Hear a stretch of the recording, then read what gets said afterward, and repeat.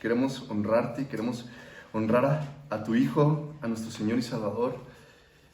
Queremos, Señor, humillarnos delante de tu presencia.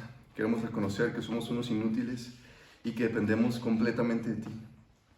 Señor, gracias por el sacrificio.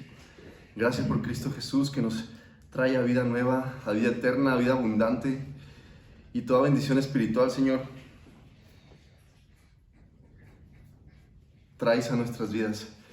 Te pido, Padre Santo, por la familia de la fe, por tu cuerpo Cristo, que traigas revelación, Espíritu Santo, de nuestro Señor Jesucristo a través de tu palabra, y que andemos en la verdad, que andemos en el Espíritu, que andemos unánimes, con una misma meta, en un mismo sentir, un mismo Dios y Padre de todos.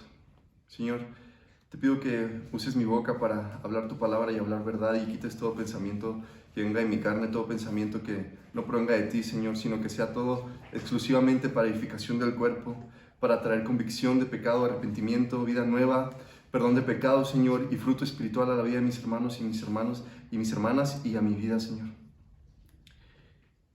Te lo pido en el nombre de Cristo Jesús. Amén. Bien. Vamos a continuar. Gálatas 4. Gálatas 4.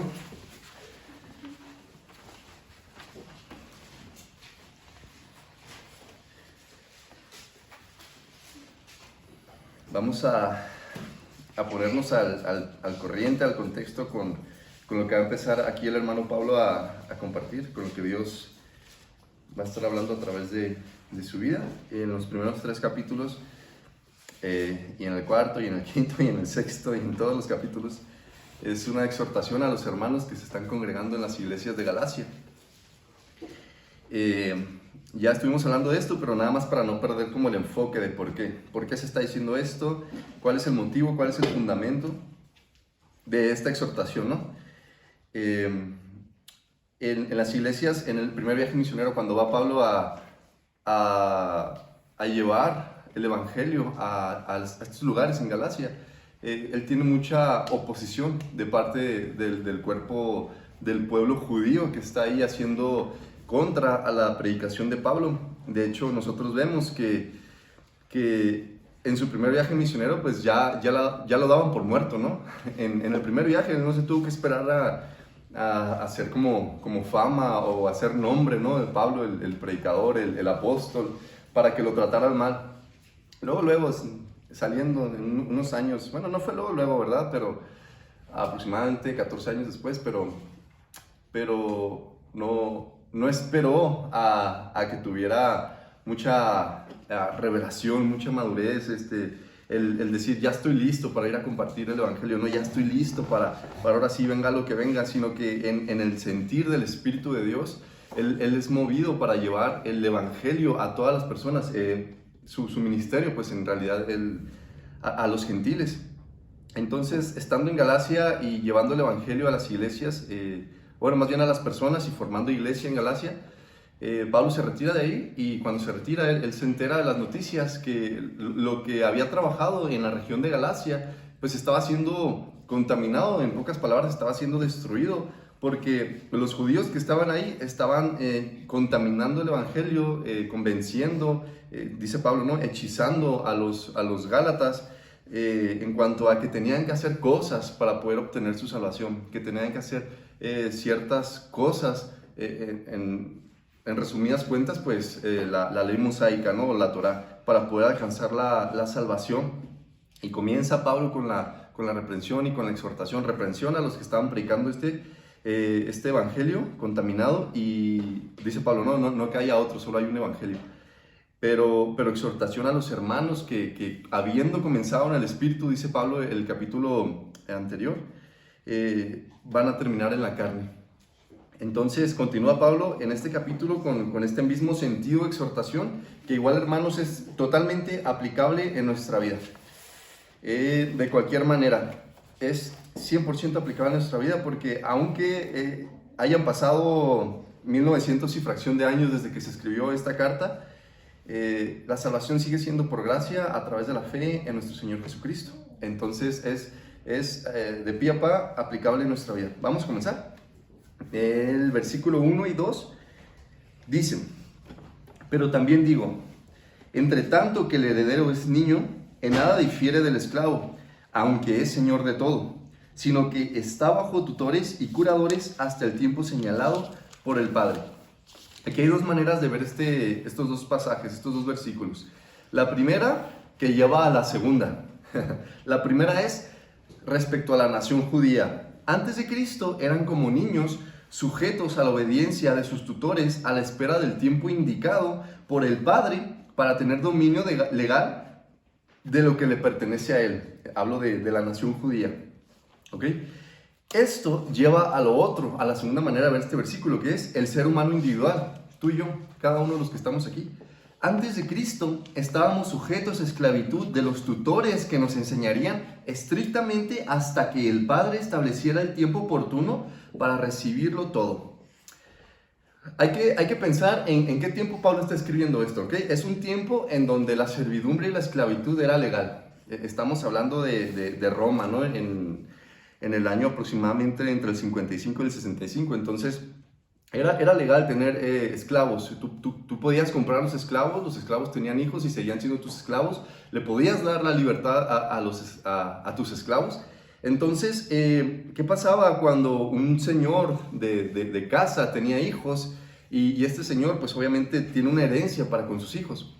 Los esclavos o los sirvientes, los siervos, se encargaban de enseñarle a los hijos hasta que el padre decía, mi hijo ya no es un niño, ahora es un adulto, y se hacía toda una ceremonia para pasar de la niñez a la adultez. En este tiempo no había adolescencia, ¿ok? Entonces el padre determinaba el tiempo en el que el niño ya no era niño y ahora tenía que adquirir las responsabilidades y derechos de un adulto. Mientras el niño era niño, estamos hablando de esto en el contexto romano, no había ninguna diferencia entre este niño y el esclavo. ¿Por qué? Porque el niño estaba totalmente sujeto a lo que sus tutores decían. Y sus tutores estaban sujetos pues al amo de la casa.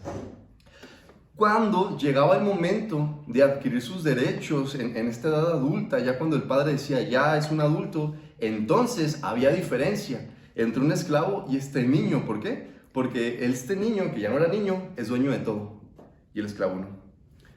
Aunque el Señor vino a dar su vida por el mundo, y el mundo son todos los pecadores, sabemos que no todo el mundo será redimido, pues el mismo Señor nos dice acerca de los incrédulos. Ustedes no me creen, la prueba es la obra que hago en nombre de mi Padre, pero ustedes no me creen porque no son mis ovejas. Mis ovejas escuchan mi voz, yo las conozco y ellas me siguen. Les doy vida eterna y nunca perecerán. Nadie puede quitármelas porque mi Padre me las ha dado y Él es más poderoso que todos. Juan 10, 25 al 29. Así que nadie, absolutamente nadie, por más espiritual que seamos, puede asegurar de aquel que vive en pecado que ha sido llamado a ser heredero o esclavo hasta que se cumpla el tiempo y venga a ser hijo en plena función de sus derechos o muera el tal en sus pecados.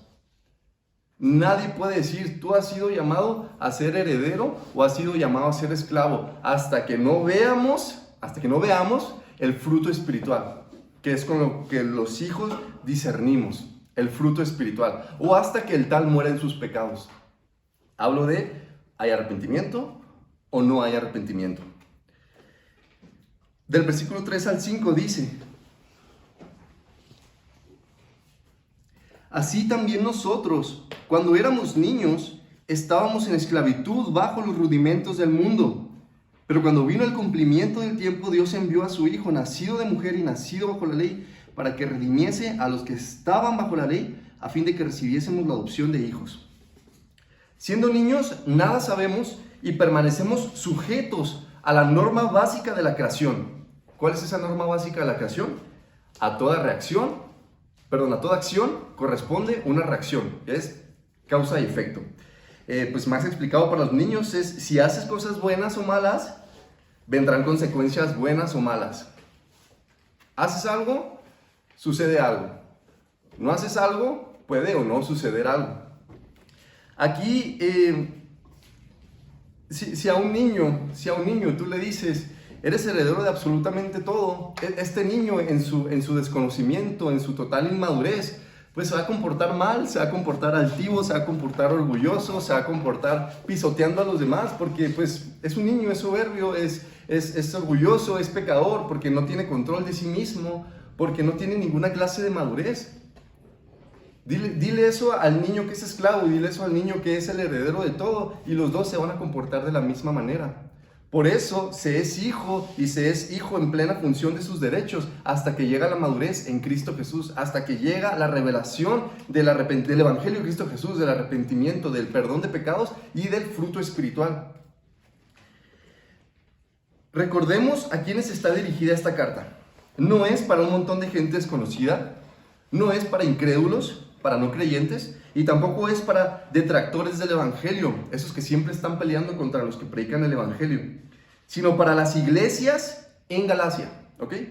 No es para los que viven en pecado, no es para los que no creen el Evangelio, no es para los que niegan a Cristo, es para las iglesias en Galacia, para aquellos que han venido a la fe en Jesús el Cristo. Así que somos redimidos de la ley, todos aquellos que obedecemos al Padre. ¿Y cuál es esta obediencia según la Escritura? ¿Qué dice el Padre? Este es mi Hijo amado, a Él escuchen. ¿Y qué dice el Hijo de Dios? Yo soy el camino, la verdad y la vida. Nadie viene al Padre si no es por mí.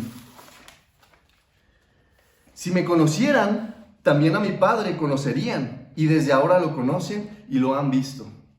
Eso es lo que dice el Hijo de Dios. Así que nuestra obediencia radica y permanece en confiar en Jesús, el Dios de nuestra salvación.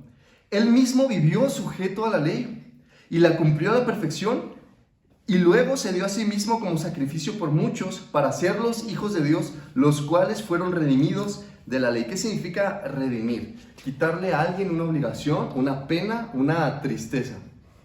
Fuimos redimidos en Cristo Jesús, quien estuvo sujeto a la ley, quien nació de mujer. Y aquí se cumple, ¿no? Que desde Génesis, cuando el Señor dice, y tu simiente te pisará la cabeza, la simiente de la mujer. En Cristo Jesús tenemos victoria.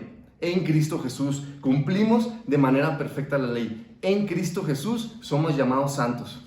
En Cristo Jesús. Y siempre es en Cristo Jesús. Versículos 6 al 7. Y por cuanto sois hijos, Dios envió a vuestros corazones el Espíritu de su Hijo, el cual clama, Abba, Padre. Así que ya no eres esclavo, sino hijo. Y si hijo, también heredero de Dios por medio de Cristo. Así que ya no hay tutor que nos enseñe y que nos sujete a nada, pues somos hijos en plena función de nuestros derechos, y esto porque el Espíritu Santo nos da esa identidad de hijos y nos dirigimos al Padre de la manera más íntima, en plena confianza y seguridad. Eso significa Abba, Padre. Abba es una palabra en arameo que un hijo le dice a su papá con muchísimo cariño. ¿Cómo un ser humano pecador desagradable, asqueroso, se podría dirigir al santo como papi o como papito, sin que fuera repugnante para el Señor? En Cristo Jesús. En Cristo Jesús nosotros podemos ir en plena confianza, con una plena certeza de que eso es Él para nosotros. Abba, papi, papito. Ya no eres esclavo. No tienes que hacer ciertas cosas para que Dios te vea con agrado. Solamente permanecer en Cristo. Tuve oportunidad de hablar con un hermano acerca de estas cosas. Estábamos hablando acerca de los afanes, de las responsabilidades. Y llegamos a una conclusión al final de una charla. No es nuestro trabajo como seres humanos. Bueno, estábamos hablando de hombres, ¿no? No es nuestro trabajo como hombres el buscar ser ese esposo ideal, ese padre ideal, ese hermano, ese hijo ideal, ese trabajador, jefe, lo que tú quieras, ideal. No es nuestro trabajo. Nuestro trabajo es cada día depender más de las Escrituras, cada día humillarnos más delante de la presencia del Señor, y luego el Señor hace el trabajo en nosotros. Amén. No es mi trabajo que ustedes vean qué buen cristiano soy. No es mi trabajo darles mi mejor cara para que ustedes se la crean. No es ese mi trabajo. Mi trabajo es, cuando ustedes y yo no nos vemos, depender más de esto. Y luego venir aquí y testificar de la obra del Señor en mi vida. Y cada uno de nosotros. El versículo 8 dice: ciertamente, en otro tiempo, no conociendo a Dios, servíais a los que por naturaleza no son dioses. Cuando cualquiera es ajeno a Dios revelado en la Escritura, este es esclavo de todo lo que no es Dios, el Dios verdadero, porque hay una necesidad de adorar, sí la hay, pero ignorando la verdad, adoran la creación en lugar del Creador. Hay una necesidad de adorar. Y si no conocemos al Dios revelado en la Escritura, vamos a adorar todo menos Dios. ¿Qué adoran los ateos? Los ateos de verdad, no los que no quieren la responsabilidad con Dios y creen que se están quitando el peso solo con decir soy ateo.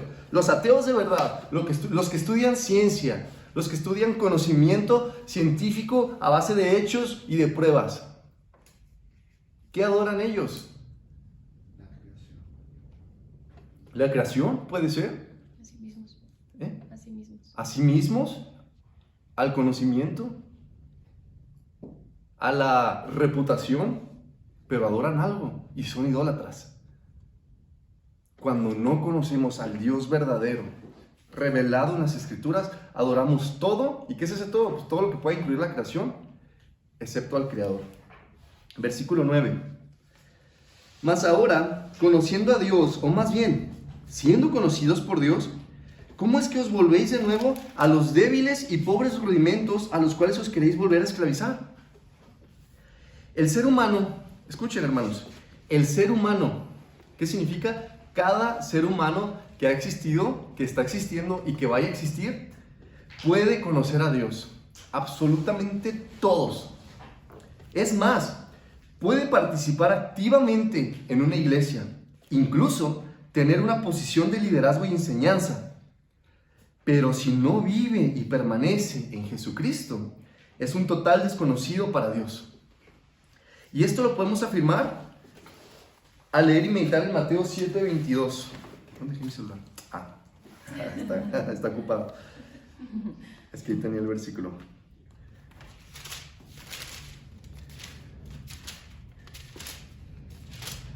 Pensaba utilizar el celular para leerlo, pero no conté con eso. Mateo 7:22 al 23.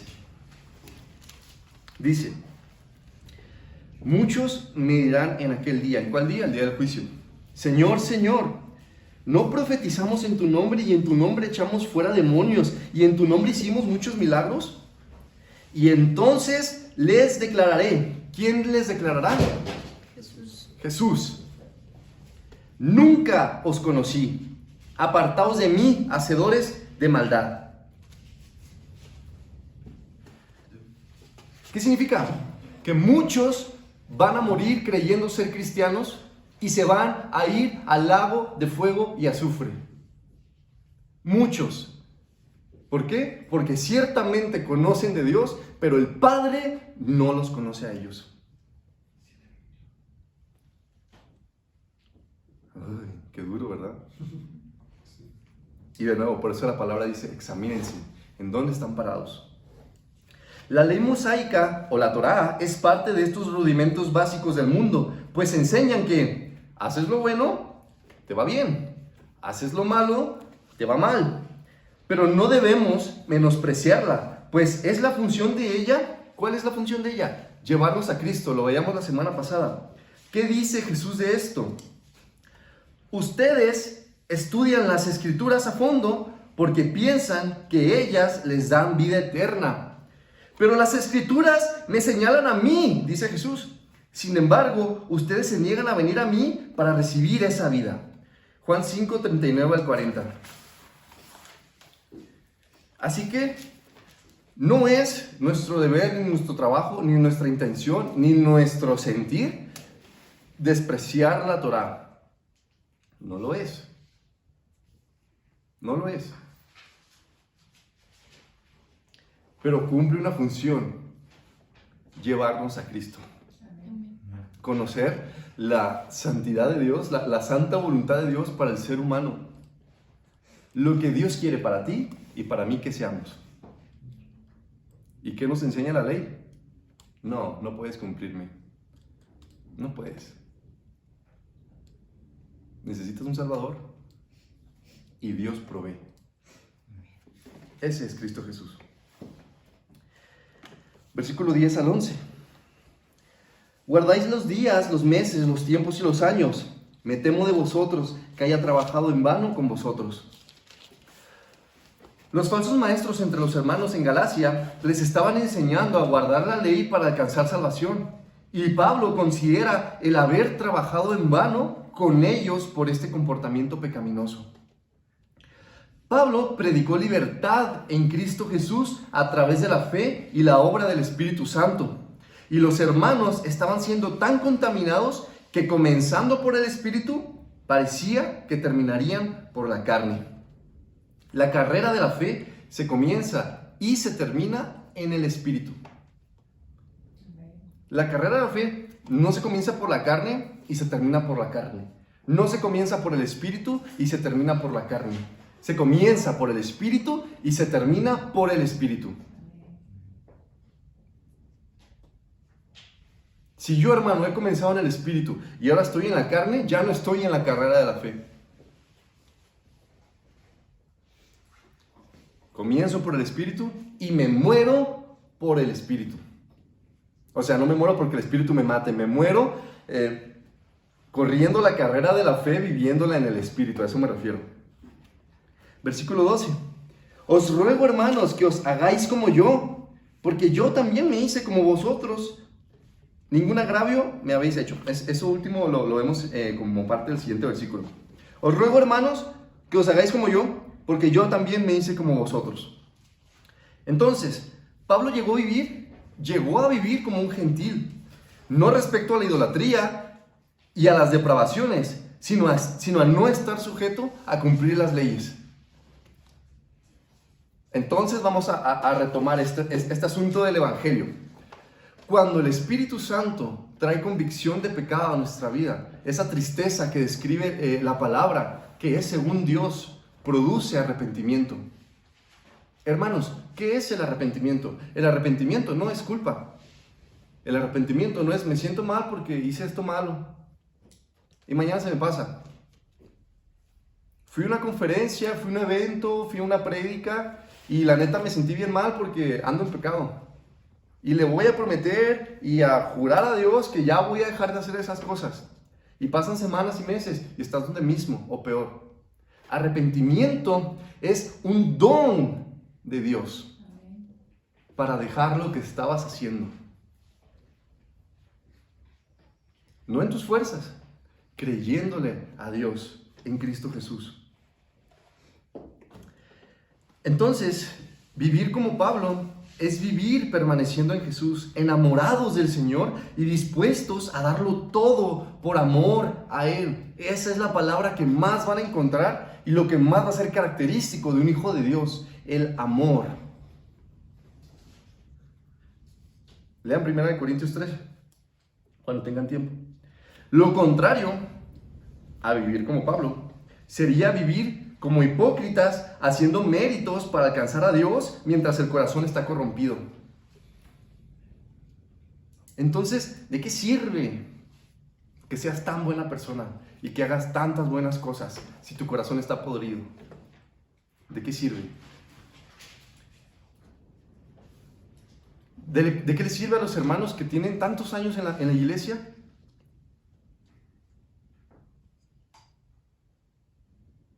¿De qué sirve el llegar a ser pastor? ¿De qué sirve llegar a estar en la alabanza? ¿Llegar a ser el líder o la líder de algo en una congregación? Si tu corazón está podrido, si no le crees al Señor, si no hay una evidencia de que te has arrepentido. De nada. Entonces tu destino es el mismo que el de cualquier inconverso.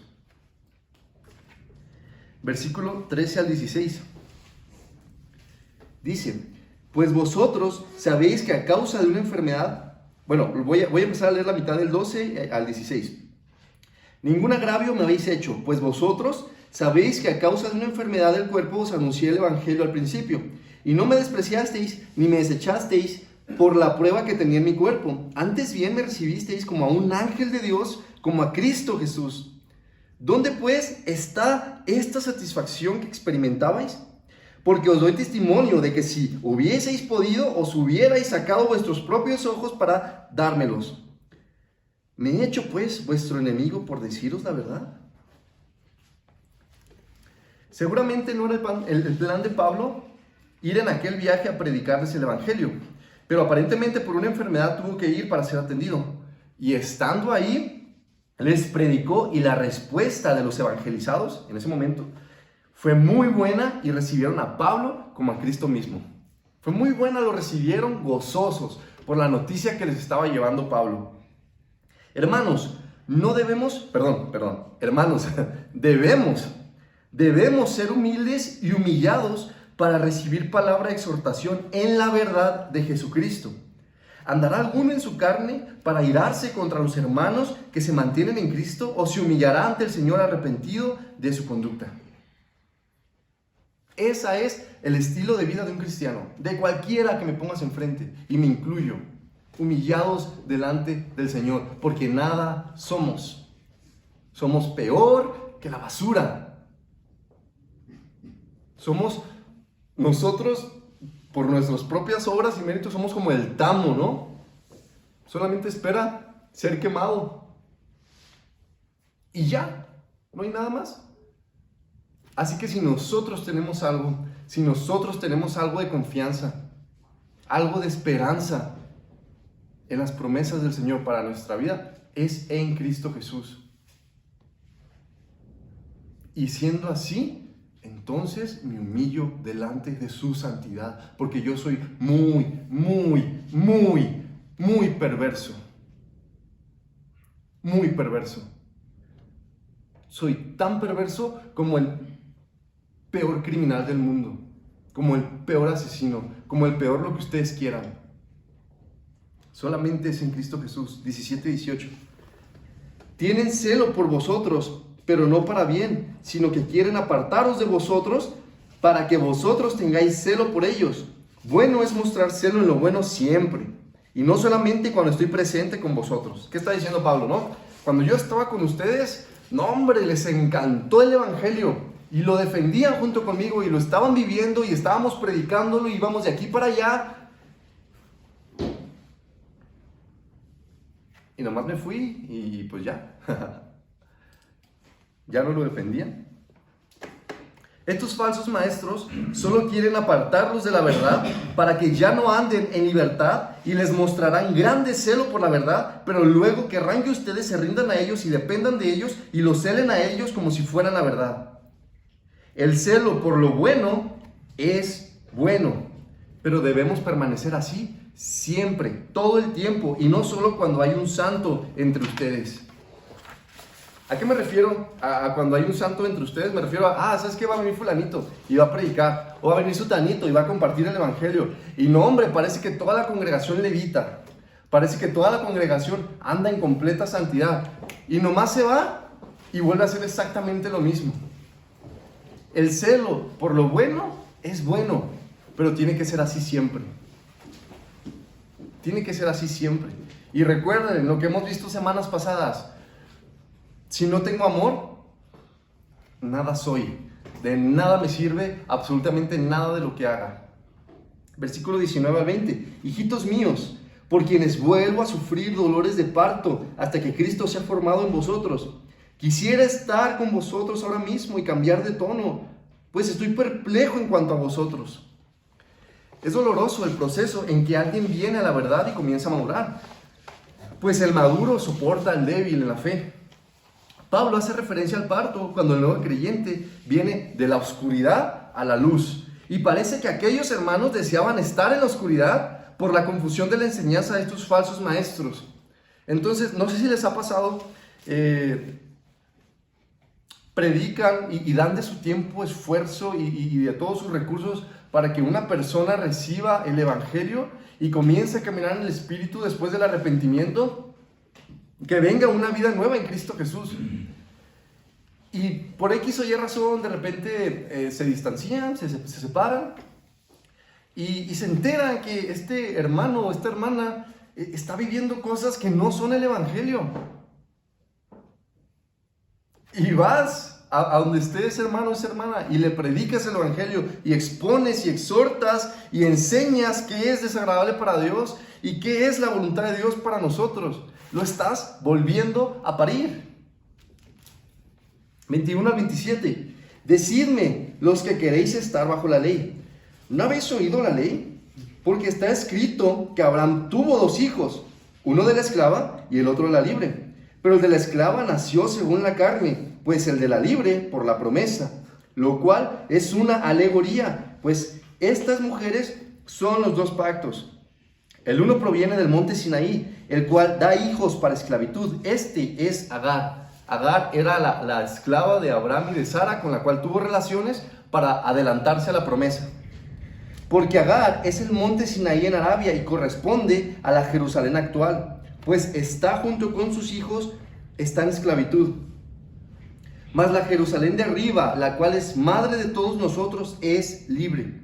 Porque está escrito: regocíjate, oh estéril, tú que no das a luz.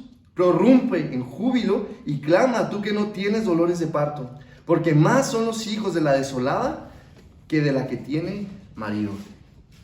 Abraham tiene muchos hijos, pero no todos son hijos de la promesa. ¿Han escuchado una canción que es para niños? Padre Abraham tenía muchos hijos tenía él. Sí, está en lo cierto, está en lo cierto. Abraham tiene muchos hijos, pero no todos esos hijos son hijos de la promesa. ¿Quiénes son esos hijos de la promesa? Los que viven en la misma clase de fe en que vivió Abraham. Los hijos de Abraham en la carne son bastardos porque no son reconocidos por el Padre. Pero hay motivo para celebrar y gozarnos, hermanos. Tenemos por Dios y Padre al mismo que nuestro Señor Jesucristo. Tenemos por Dios y Padre nuestro Abba, gracias al Señor Jesucristo. Y venimos en plena confianza, en plena seguridad. El 28 al 29 dicen: así que, hermanos, nosotros como Isaac somos hijos de la promesa. Pero como entonces el que había nacido según la carne perseguía al que había nacido según el Espíritu, así también ahora. Los hijos bastardos perseguirán a los hijos legítimos, porque el pecado domina sus vidas y desean lo que ellos no pueden tener por sí mismos.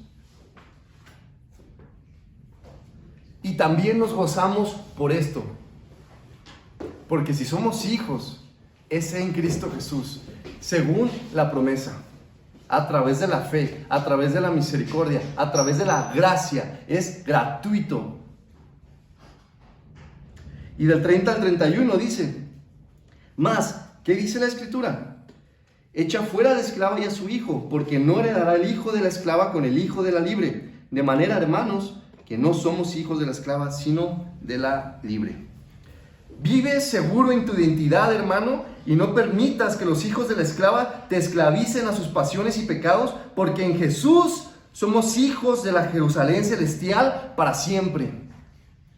En Cristo Jesús somos hijos de la promesa. En Cristo Jesús somos hijos de la libre. Y no hay nada que puedas hacer, nada, absolutamente nada, para alcanzar tu salvación, a menos que a través del Espíritu Santo vengas al arrepentimiento y a una plena confianza. ¿Y qué significa pleno? Todo lo que tú tienes, todo, confíes en el Señor. Confíes en el Señor Jesucristo como tu único y suficiente Salvador. Así que no te vas a salvar por hacer una oración de fe. No te vas a salvar por meterte al agua y decir que eres cristiano. No te vas a salvar por ir 50 años a la iglesia. No te vas a salvar por ser pastor. No te vas a salvar por ser líder de alabanza. No te vas a salvar por dar mucho dinero a las congregaciones. No te vas a salvar por ser misionero. Nos vamos a salvar solamente por Cristo Jesús. Solamente por Cristo Jesús. Y Él hace el resto en nosotros. Es su trabajo, es su obra en nosotros. Somos hechura suya, creados según Él, según su imagen, para obras buenas que estaban establecidas desde tiempo atrás, en Cristo Jesús. Gocémonos, hermano, gocémonos, gocémonos. No podríamos estar aquí recibiendo estas palabras, porque miserable de mí, nosotros estamos fuera. Pero la gracia y la bondad y el amor de Dios ha sido más grande y estamos aquí. Humillémonos delante de la presencia del Señor y reconozcamos quién es Él y reconozcamos quiénes somos nosotros enfrente de su santidad. Unos completos inútiles que necesitamos de Él para siempre. Que el Señor, hermanos, sea glorificado a través de nuestras vidas en una plena confianza en Cristo Jesús. Amén.